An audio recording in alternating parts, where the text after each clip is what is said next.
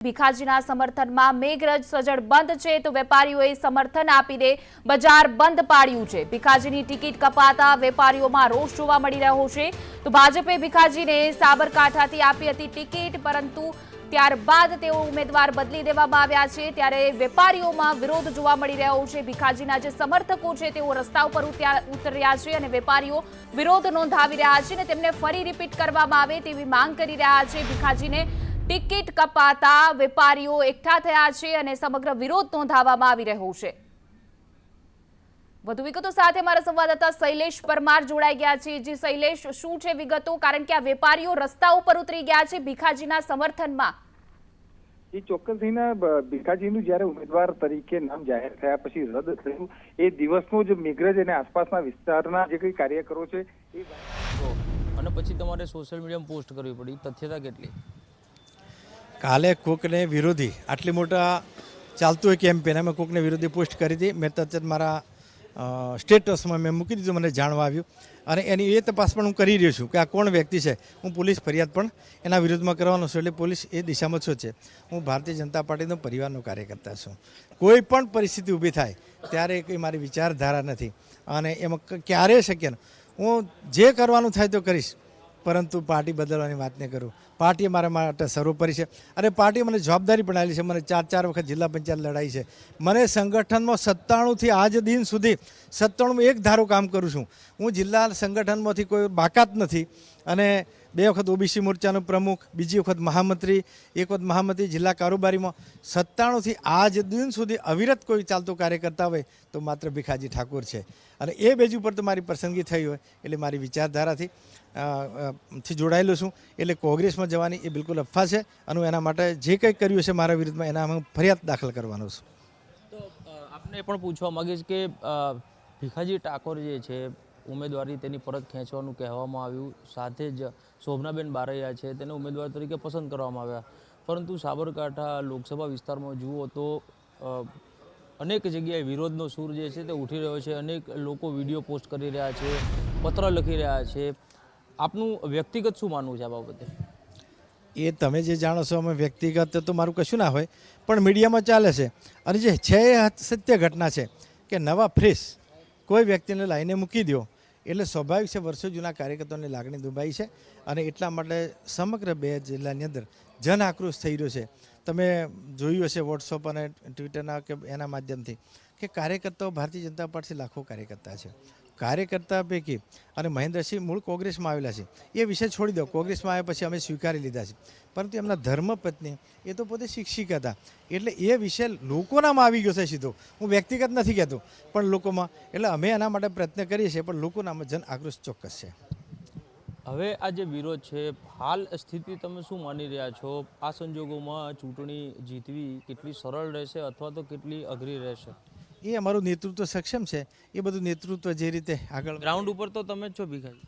Ground ઉપર તો હું છું, પરંતુ હું એક લોકો આ બધાને ક્ષમા માટે સક્ષમ તો ના હોય। બધાને એક ધારું કહી દઉં કે ભાઈ તમે તો મને કાર્યકર્તાઓ કહે છે કે તમે 25 વર્ષથી શું કરતા હતા, એટલે આનો જવાબ હાઈકમાન્ડ કેવી રીતે લેશે એના પર ડિપેન્ડ કરે છે।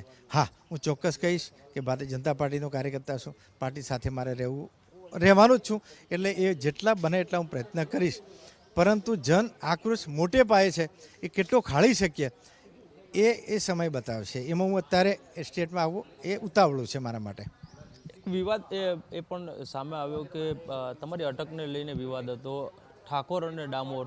અગાઉ તમે એફિડેવિટ જે કરી હતી ડામોર અટક સાથેની કરી હતી અને હવે એફિડેવિટમાં તમે ઠાકોર લખાવડાવ્યું અને તેને લઈ અને વિરોધ થયો। એફિડેવિટ વાળી વસ્તુ છે ને એ ખોટી છે, એ ચગાવ્યું છે કે મીડિયામાં, એની હું ચોખવટ હું કરું છું કે ડામોર જ છું પણ પેટા જ્ઞાતિ લખાય, હિન્દુ ઠાકરડા, અને એ મારા એલસીમાં મારા પરિવારમાં બધાને કે ઠાકરડા છે। અરે સૌથી વધારે મતદારો ઠાકરડા જ્ઞાતિના છે।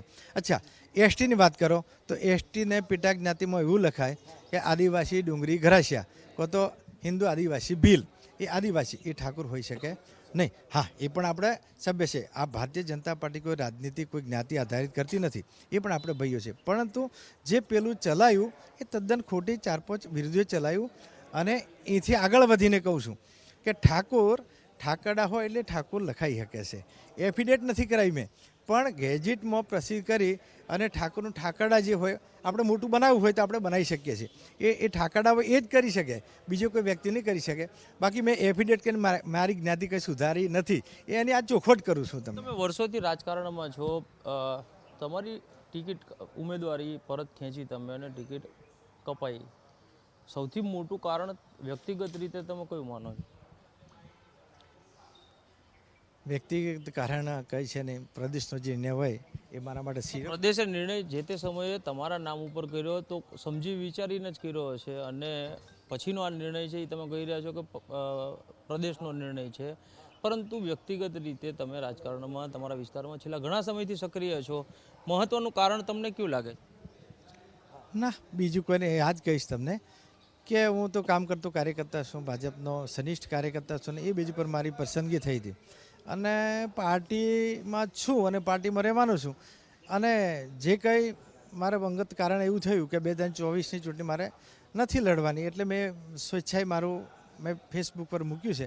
બાકી હું પાર્ટીના કાર્યકર્તા સાથે જોડાયેલો છું. એમની તમે પોસ્ટ કરી જે સોશિયલ મીડિયામાં, એમાં તમે લખ્યું કે અંગત ઈચ્છા છે કે હવે ચૂંટણી નથી લડવી અથવા તો ચૂંટણી લડવા માટે અનિચ્છા છે, એટલે એ પોસ્ટ સાચી હતી કે પાર્ટીની સૂચના બાદનો આ નિર્ણય હતો?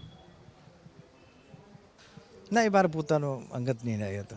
આપને એ પણ પૂછવા માંગીશ કે પ્રફુલ્લ પટેલના ઘરે એક બેઠક થઈ હતી ને બેઠકમાં મહેન્દ્રસિંહ હાજર હતા, વીડી ઝાલા હાજર હતા, રાજેન્દ્રસિંહ હાજર હતા અને ગજેન્દ્રસિંહ પણ હાજર હતા, અને ત્યારબાદ આ નિર્ણય થયો. એક વાત એ પણ નીકળીને સામે આવે છે ને મહેન્દ્રસિંહે એ જે બેઠકમાં એવી ડિમાન્ડ કરી હતી મને અથવા મારી પત્નીને ટિકિટ આપવામાં આવે, આવી ડિમાન્ડ તેમની હતી, અને આ બેઠક ત્યાં થઈ અને ત્યાંથી જ હાઈકમાન્ડ સુધી આ મેસેજ પહોંચ્યો એવું તમે માનો છો? ના, એ મારી ધ્યાન પર નથી. હવે આ જે વિરોધ છે એ વિરોધની વચ્ચે શોભનાબેનની જીતની શક્યતાઓ કેટલી અને કેટલી લીડની શક્યતા તમે વ્યક્ત કરી રહ્યા છો? એ મારે ચાલો. તો જે પ્રમાણે ભીખાજી ઠાકોર જે છે તે હવે એ પણ નથી કહી રહ્યા કે કેટલી લીડ સાથે ભાજપ જીતશે અને શોભનાબેનની જીતની શક્યતા કેટલી. પોતે કહી રહ્યા છે કે છેલ્લા ઘણા વર્ષથી તે સાબરકાંઠા વિસ્તારમાં સક્રિય છે, પરંતુ જ્યારે હવે પાર્ટી દ્વારા અન્ય ઉમેદવારને ઊભા રાખવામાં આવ્યા છે ત્યારે તેની જીત માટે અથવા તો લીડ માટે ભીખાજી ઠાકોર આશ્વસ્ત નથી. કેમેરામેન મેહુલ પટેલ સાથે કશ્યપ જોશી, સંદેશ ન્યૂઝ, ગાંધીનગર.